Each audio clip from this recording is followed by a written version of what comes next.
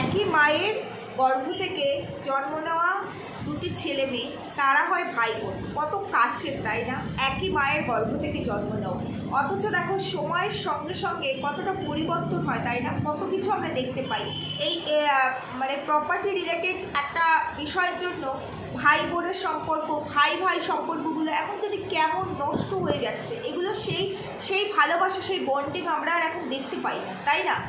এই যে রনির দিদি দীপিকা দি বেশ কিছুদিন আগে, মাসখানেক আগে খুব একটা ঝড় উঠেছিল এই ভাই বোনের, এই ওদের যে একটা বাজে কেমিস্ট্রি, ওদের মধ্যে একটা প্রপার্টি রিলেটেড বিষয়, তারপরে দিদির নিজের অধিনায়কত্ব ফলানোর একটা বিষয়, এগুলো সামনে এসেছিল। ভাই বোনের মারামারি থেকে শুরু করে কত নোংরামি, তাই না? কত নোংরামি সামনে এসেছিল। যাই হোক, সময়ের সঙ্গে সঙ্গে সেগুলো আস্তে আস্তে স্টপ হয়ে গেছে। হঠাৎ করে আজকে দীপিকা দি, যেই চ্যানেলে তার ভিডিও বেশ অনেকগুলো দিন আসেনি, ভিডিও দিচ্ছিল না, আজকে নতুন করে সে ভিডিও দিল। আমি ভাবলাম ঠিক আছে, নতুন করে ভিডিও নিয়ে এসছে মানে নতুনভাবে সে এসছে, তার যেরকম ভিডিও করতো সেরকমই দেবে। ও বাবা না, শুরুটাই করলো আবার সেই ফ্যামিলি কেচ্ছা। মানে এই যে ক্রিয়েটাররা যারা একটু বড় হয়ে যায়, ব্লগাররা, তারা কেচ্ছা ছাড়া এক পাও চলতে কেন পারে না আমি বুঝতে পারি না। হ্যাঁ, মেনে নিলাম যে অনেক কিছু হয়ে গেছে, এই সোশ্যাল মিডিয়াতেই হয়েছে, এবং দায়িত্ব নিয়ে তারাই সোশ্যাল মিডিয়াতে পাবলিক করেছে। প্রথম ভিডিওটা পাবলিক করেছিল রন, মারামারির ভিডিওটা, তারপরে তার দিদি একটানা দুটো ভিডিও সবাইকে দিয়ে বসেছিল যে সে কতটা ঠিক, তার ভাই কতটা ভুল, সেটা নিয়ে মানে প্রমাণস্বরূপ বলতে পারো।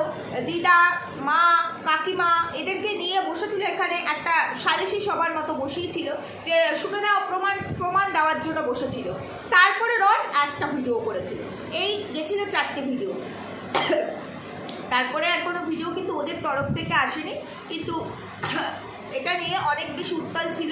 বেশ কয়েকদিন খুব চর্চায় ছিল এই ভাই বোনের সম্পর্ক নিয়ে, তার মধ্যে বাবা মা ইনভলভমেন্ট, প্রীতিকেও এর মধ্যে ঢোকানো হয়েছিল, আমরা সবটাই দেখেছি, সেগুলো বন্ধ হয়ে গেছে। আজকে যখন নতুন করে সে এসেছে, তার চ্যানেল আছে, সে তার চ্যানেলে ভিডিও দেবে, সে যখন ভিডিও দিচ্ছে কি বললো, কি দিয়ে শুরু করলো, নিজে মানে বিনা কারণে আর অপরাধী হব না, আমি আর কোনো অপরাধকে মেনে নেব না, কে ঠিক কে ভুল সেই বিচার, আবার সেই বিচার নিয়ে ফ্যামিলি কেচ্ছা, যে কেচ্ছাটা বন্ধ হয়ে গেছিল সেই কেচ্ছাটাকে নিয়ে আবার নতুন করে উঠে এসেছে। কেন? এরা কি স্বাভাবিক নিয়মে চলতে পারে না? বিচার কে দেবে? বিচার কোথায় চাইছে এরা? এদের বিচারালয়টা সবসময় সোশ্যাল মিডিয়া কেন হয়? সোশ্যাল মিডিয়া কি এদেরকে বলেছিল যে তোমরা ভাই বোন মারামারি করো, বা তোমাদের ফ্যামিলির মধ্যে একটা ডিস্টেন্স তৈরি করো, বা কেউ কাউকে দেখতে পাচ্ছ না, সহ্য করতে পারছো না, এই রিজনের জন্য সহ্য করতে পেরো না, বা মারামারি করো, সেটা সোশ্যাল মিডিয়া আপলোড করো? বলেনি তো। সোশ্যাল মিডিয়া কোনোদিনও কাউকে বিচার দিতে পেরেছে? আজকে সে বিচার চাইতে এসেছে, বিনা কারণে অপরাধ মাথায় নেব না, বাস। তুমি এই যে ভিডিও দিলে, এটা কন্ট্রোভার্সি আবার শুরু হবে, আবার চর্চা থাকবে। এখন তো তুমি লাগাতার ভিডিও দেবে, কারণ তুমি ভিডিও দিয়ে শুরু করেছো, উদ্বোধন করলে যে চ্যানেলটা স্টপ হয়ে গেছিলো, মানে ভিডিও দিতে পারছিলে না লজ্জায়, সেই চ্যানেলটাতে লজ্জা ঘৃণা ভয় তিন থাকতে নয়, সাইডে সরিয়ে দিয়ে কেচ্ছা নিয়ে উঠে এসেছে, বিচারালয় তৈরি করেছে সোশ্যাল মিডিয়াটাকে। এবার এই জায়গাটা থেকে যে সাবস্ক্রাইবারটা আছে আর কি, সেটা দ্বিগুণ করে নিয়ে তারপর নতুন করে আবার চলবে। তোমাদের কোনো সত্যি লজ্জা নেই, নির্লজ্জ পুরো, দোকান কাটা, কি বলবো। একটা ঘটনা ঘটেছে, সেটাকে সোশ্যাল মিডিয়াতে তুলেছে, সেটা স্টপ হয়ে গেছে, মানুষ ভুলে গেছে, মানুষ আর এটা নিয়ে কন্ট্রোভার্সি করছে না। এরা স্বাভাবিক নিয়মে চলতে পারে না, আবার সেই বিচার নিয়ে সেই একই প্রসঙ্গ টেনে নিয়ে এখানে উঠে চলে এসেছে যে দেখো আমি ঠিক না আমি ভুল, আমার ভাইয়া কতটা ভুল করেছে। কেন সেদিন ভাইয়া যে 25 ডিসেম্বর ছিল, ভাইয়া যে পার্সেল পাঠিয়েছিল খাবারের, সেটা আমি ফেরত দিয়ে দিয়েছি, আমি একটা মহান বড় অপরাধ করে ফেলেছি তার কথায়, যে খাবারটা আমি ফেরত দিয়েছি এবং সেটাকে ভিডিও করেছি। অবভিয়াসলি ভিডিও করেছে। আমি তো তোমাকে তাহলে এখন বলবো, তোমার স্বামীর সঙ্গে যদি তোমার ঝগড়াঝাটি অশান্তি হয়, সেটাকেও ফুটেজ করে তারপরে এখানে সোশ্যাল মিডিয়ায় বিক্রি করো, তো দেখি কেমন লাগে। ও সেই পারমিশন পাবে না, এটা ভাই বলে পারমিশন পাচ্ছ। যদি ধরেও নেই তোমার ভাই ভুল, তুমিও ঠিক, তুমি তো ভাইয়ের থেকে একটু হলেও বড়, একটু না যথেষ্ট বড়, তুমি তো দিদি তো মায়ের সমান হয়। ছেলেমেয়েরা অন্যায় করলে বাবা মা কত কিছু বলে তো ছেলে মেয়েদের জন্য করে, বাবা মারা তাদেরকে শেখায় ভালো পথ কোনটা, শেখানোর চেষ্টা করে। নাকি ছেলেমেয়েরা অন্যায় করলে বাবা মাও সেই অন্যায় করবে, যে দেখ রিভেঞ্জফুল মেন্টালিটি কাকে বলে। তুমি তো রিভেঞ্জফুল মেন্টালিটি দেখাচ্ছ, তুমি রিভেঞ্জ নিচ্ছ ভাই ভাইয়ের ওপরে। একটা ঘটনা যেটা স্টপ হয়ে গেছে, স্টপ হতে দিচ্ছই না। তোমার ভাইয়ের বউর তরফ থেকে কোনো ভিডিও আসেনি, তোমার ভাই ওই দুটো ভিডিও দিয়েছে, তারপর আর কোনো ভিডিও দেয়নি, কিন্তু তুমি এই যে চর্চা শুরু চর্চা হবে। কি করছো বলো তো? আমাদের মতো ক্রিয়েটারদের কন্টেন্ট দিচ্ছি, আর কিচ্ছু না। যাই হোক, চলো সবটা তোমাদেরকে আজকে বোঝাবো, সবটা বলবো, কি বলেছে, কেন বলেছে, কি কারণে বলেছে, সব নিয়ে আজকে আমার ভিডিও। তার আগে একটু ইন্ট্রোটা নিয়ে নিই। Hello my lovely viewers, welcome back to my channel Dimpi lifestyle. বন্ধুরা আমার সাথে থাকো, পাশে থাকো, চ্যানেলটিকে সাবস্ক্রাইব করে লাইক কমেন্ট শেয়ার করো। ইচ্ছে ছিল দীপিকা দির ফুটেজ, যে ফাদারকে নিয়ে যে করা ফুটেজটা, ফাদারকে আজকেও আমার সাক্ষী এনেছে। ফাদার তোমাকে ছুঁয়ে ভাইয়া মিথ্যে কথা বলেছে। ফাদার মানে বাবার সমতুল্য, কাউকে একদম ফাদার ডাকে ওরা, বাবার সমতুল্য, সেই বাবাকে ছুঁয়ে মিথ্যে কথা বলেছে ভাইয়া। ফাদারকে বসিয়েছে আবার বিচারালয়ে যে তুমি সাক্ষী দাও, তোমার নামে মিথ্যে বলেছে, আমি অন্যায় করেছি, আর বারবার কাট, ভিডিও বারবার কাট, বুঝতে পেরেছো? ইচ্ছে ছিল ওই ক্লিপটা তুলে আমি আমার ভিডিওতে অ্যাড করবো, কিন্তু তারপরে মনে হলো ওরে বাবা, একটা ক্লিপ আমি ভিডিওতে অ্যাড করেছিলাম, মনে পড়ে তোমাদের সেই দিনটার কথা? অনেকেই ভিডিও করে বলেছিল যে এদেরকে নিয়ে, দীপিকার দিকে নিয়ে আর ভিডিও করো না, যখন সে স্লিপিং পিল খেয়েছিল, কন্ডিশন খুব ডিফিকাল্ট ছিল, এর মধ্যে নাকি অন্য কাউকে আর কি ইনভলভ করানো হবে। তো বিশাল কিছু, এমনিতে ওয়াইটি কন্ডিশন খুব খারাপ, কোনো একজনকে একজনের ব্যাপারে ইনভলভ করে বুঝতেই পারছো কি অবস্থা হয়েছে। তো সেই সব দিক বিবেচনা করে আমি ভাবলাম না ভাই, কারো ফুটেজ আমি ইউজ করবো না, আমি নিজের মতোই ভিডিও করবো, তাতে আমার যা হবে হবে। অ্যাটলিস্ট কেউ তো আমাকে মানে ভিডিও রিলেটেড কোনো কথা শোনাতে পারবে না, মানে কাট করা দাঁড় করাতে পারবে না, তাই না? বা ভিডিও টেক করার ব্যাপার হবে না, কারণ একটা ফুটেজ আমি ইউজ করেছিলাম দীপিকাদির, সেই ভিডিওটাকে আমার টেক করতে হয়েছে, আমাকে কিন্তু সেই ভিডিওটা প্রাইভেট করে দিতে হয়েছে। এইসব ভেবেচিন্তে আমি নিজের মতো করে ভিডিও করা শুরু করলাম। আমি কোনো ফুটেজ ইউজ করলাম না, এটার মধ্যে ডাউনলোডও করে রেখেছিলাম, কিন্তু ফুটেজটা দিলাম না।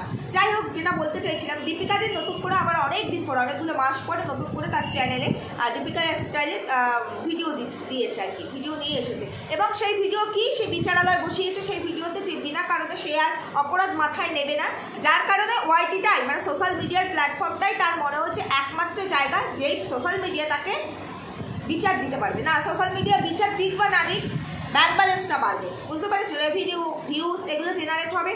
যে চ্যানেলটা চলছিল না, মানে চালাচ্ছিল না কয়েক মাস, সেই চ্যানেলের রিচ খুব ডাউনে পড়ে গেছে। তাহলে কেচ্ছা দিয়ে যদি চ্যানেলের শুরুটা হয় নতুন করে, তাহলে সেই রিচটা যে ডাউনে পড়েছে তার 100 গুণ ওপরে উঠবে। এদের ট্রিক্সগুলো কিন্তু হেভি ভয়ানক ট্রিক্স।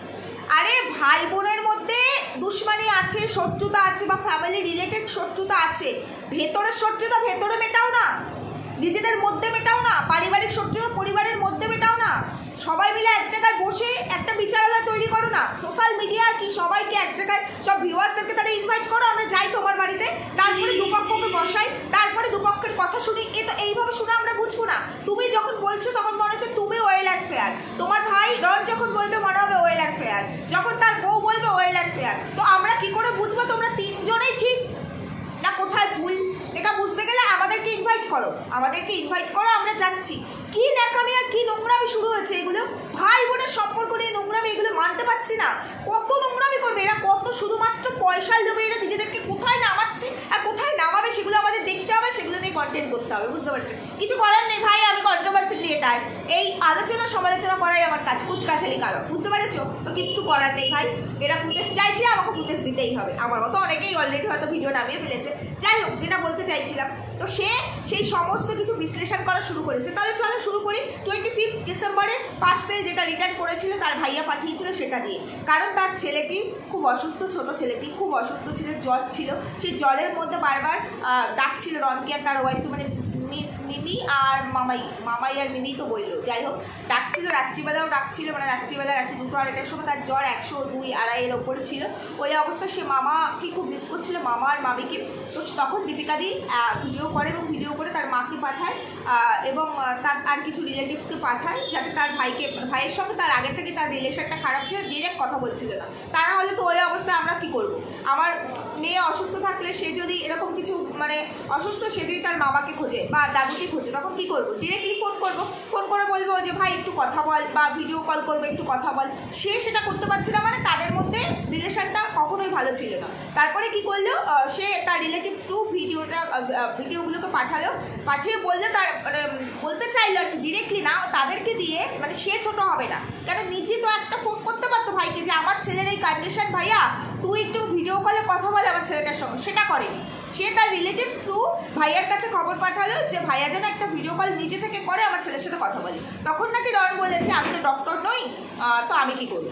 এটা দীপিকাদির মুখ থেকে এসেছে। এবার রন যদি বলতে আসে, রন নিশ্চয়ই বলবে, তখন রন হয়তো এর উল্টো একটা উত্তর দেবে যে না আমি এইভাবে বলিনি, বা আমি এভাবে বলেছে, এটাই চলবে, কন্টিনিউ এটাই চলবে, এদের চ্যানেলের গ্রোথ বাড়বে আর কিছু না, বুঝতে পেরেছো? মানে স্টপ চ্যানেলগুলো, রনের চ্যানেলটাও এর আগে পড়েছিল, তোমরা দেখেছো অনেক দিন ধরে, অনেক মাস ধরে রনের চ্যানেলে ভিডিওস ছিল না, যখন এই ফ্যামিলি কিডস আর রনের চ্যানেলে প্রথম দিল, ব্যাস কোথায় চলে গেল চ্যানেল। এদের মানে হেভি মেমোরি, বুঝতে পেরেছো? তাই এইসব মেমোরি বোঝা এত সহজ নয়, এত সহজ নয়।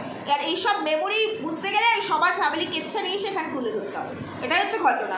যাই হোক, তো সে ভাই এই কথা বলার পরে দিদির প্রচণ্ড কষ্ট হয়েছে, ভীষণ আত্মসম্মান বোধে লেগেছে, যার কারণে ভাইয়া যখন 25 ডিসেম্বর তার ভাগনাদের জন্য কিছু খাবার পার্সেল পাঠিয়েছিল, তখন সেই পার্সেলটা সে ব্যাক করে দেয় এবং বলে আমি এগুলো নিতে পারবো না, এবং সেই ভিডিও ফুটেজ তোমরা দেখেছো, ভিডিও করে সেটাও সোশ্যাল মিডিয়ায় ছাড়ে।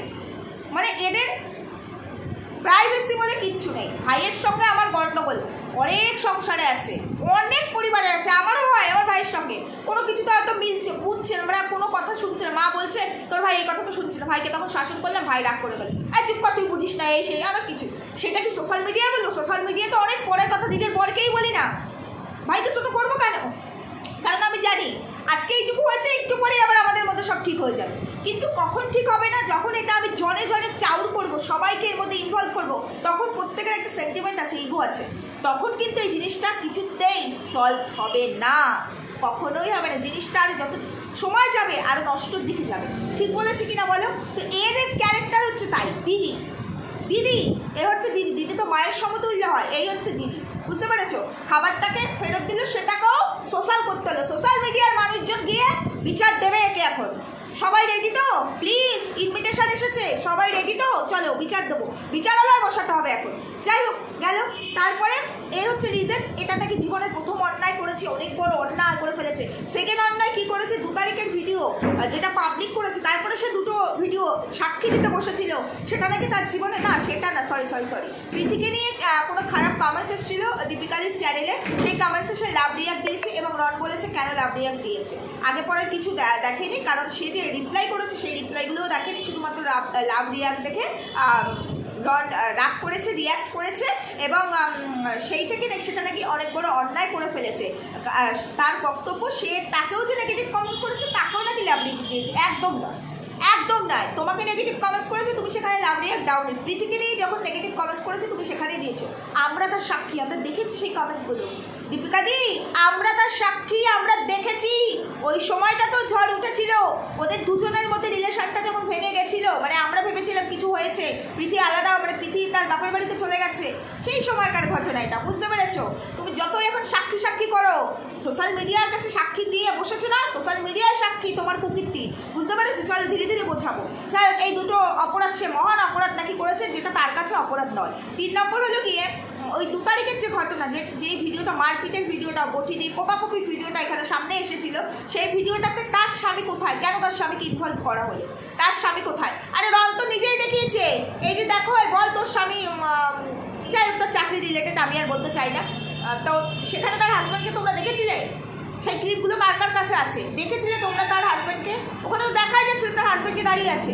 ভিডিও ক্যামেরাটা কে করছিল? নিশ্চয়ই তার হাজব্যান্ডই ছিল। আচ্ছা, যদি তার হাজব্যান্ডই ধরে নিলাম, তার হাজব্যান্ড নেই, তার হাজব্যান্ড ওখানে ছিল না, পরের দিনে তার হাজব্যান্ড চলে আসলো কী করে? পরের দিনে তার হাজব্যান্ডকে চলে আসলো কী করে? কারণ তার এই দীপিকাটি যখন স্লিপিং পিল নেয় পরের দিন, মনে পড়ে তো তোমাদের, সে একটা অনেক বড় তার পেজের মধ্যে একটা ইয়ে দিয়েছিল, একটা পোস্ট করেছিল, মনে পড়ে? তার ওয়াইফের কন্ডিশন খুব খারাপ, 2টো ছেলের জন্য সবাই প্রার্থনা করো। আজকে সেখান থেকে চাঙ্গা হয়ে গেছে। সমস্ত কিছু একটা ডুপ্লিকেট গেম নিয়ে এখানে বসা। তার ওয়াইফ কিচ্ছু হয়নি। আর স্লিপিং পিল খাওয়ার ভিডিওটাকে পোস্ট করতে বলেছিল। এত মানে ভদ্র মানুষেরা এই যে এত সাফাই দিতে বসেছে, বিচারালয় খুলেছে, সাক্ষী দিচ্ছে, এই যে তুমি যে স্লিপিং পিল খেয়েছো, সেই ভিডিওটা প্রথম তোমার পেজ থেকেই রিভিল হয়েছিল। সেই ভিডিওটা করার পারমিশন কে দিয়েছে? তোমার বড় ছেলে তোমায় ডাকছে, তুমি গোংড়াচ্ছ। স্লিপিং পিল খেলে তো গোংড়ায় না, সে ঘুমিয়ে পড়বে। মানুষকে কত বোকা বানাবে তুমি। আজকেও সেম ফাদারকে নিয়ে বসেছো, ফাদার সাক্ষী দাও। সেদিনও তাই, কাকিমা, জেঠিমা, দিদা সবাইকে নিয়ে বসেছিল, সাক্ষী দাও। এবং মিথ্যে সাক্ষী দিয়েছিল, সেটা তাদের ভয়েসে এখানে এসেছে। রনের বাবা বলেছে বটি রন নেয়নি, বটি ছিল দীপিকাদির হাতে, এবং রনকে ফাঁসানোর জন্য মিথ্যে কথা তারা বলবে। কথাগুলো তোমরা সবাই শুনেছিলে সেদিন। মানে এরা কতটা নির্লজ্জ হতে পারে। আরে ভাইয়ের ওপরে এত রাগ, ভাইয়ের ওপরে এত রাগ দিদির থাকতে পারে? দেখেছো? এই ধরনের শত্রুতা তো আমি সেই লেভেলের শত্রুতাটা দেখিনি যে নিজের ভাই বোনেরা এরকম শত্রু হতে পারে। আমি মানলাম সব জায়গায় দীপিকাদি ভুল নয়, হয়তো রনের অনেক দোষ আছে, দীপিকাদি শুধু অপরাধী সেটা নয়, রনের সেদিনের ওই ফুটেজটা এইভাবে তুলে ধরা উচিত হয়নি। আজকে রন যদি ফুটেজটা তুলে না ধরতো তাহলে হয়তো বিষয়টা এতটা কমপ্লিকেটেড হতো না, তাহলে সাক্ষীর পর সাক্ষী আসতো না। কিন্তু রন হয়তো মানে সহ্য করতে করতে না পেরে ওই ফুটেজটা দিয়েছে, এবং ভিডিও হয়তো ওই মুহূর্তে করছিল সেই ফুটেজটাই দিয়েছে, কারণ রন জানতো তার সঙ্গে এরকম কিছু ঘটবে। রন তো নিজে এখানে স্টেটমেন্ট দিয়েছে, তার বাড়ি তার ঘর, তাকে সেখানে ঢুকতে দেওয়া হয় না। ওদিকে দীপিকাদি বলছে তোমাদের কি মনে হচ্ছে যে আমার বাড়ি নেই, ঘর নেই, আমার ছেলেরা পড়াশোনা করে না, আমার শ্বশুর বাড়ি আছে, আমার ছেলেরা ইংলিশ মিডিয়ামে পড়াশোনা করে, আমি কি বাপের বাড়ি গিয়ে বসে থাকি? আমি কেন বাপের বাড়ি বউ করতে যাবো? আর তোমরা কি কেউ বাপের বাড়িতে যাও না? বাপের বাড়িতে কি মেয়েরা যায় না? সবাই যায়, আমরাও যাই, বছরে 6 মাস 9 মাসে একবার যাই। তোমার মতো সারাদিন বাপের বাড়িতে থাকতে দেখি না, তোমাকে দেখি সেটা। যদি সেটাই না হবে ভাই, একটাই ছেলে, সে যখন ওখানে থাকতে পারছে না কেন? তাকে কেন ফ্ল্যাট রেন্ট নিয়ে থাকতে হচ্ছে? সে তো সোশ্যালি ম্যারেজ করে তার বউ নিয়ে থাকছিল না, সে রেন্ট নিয়ে যখন থাকছিল একাই থাকছিল। কিন্তু তোমাদের বাড়িতে যখন থাকছিল, তোমার বাপের বাড়িতে, তখন সে তার বউটিকে নিয়েই ছিল। কেন থাকতে পারছিল?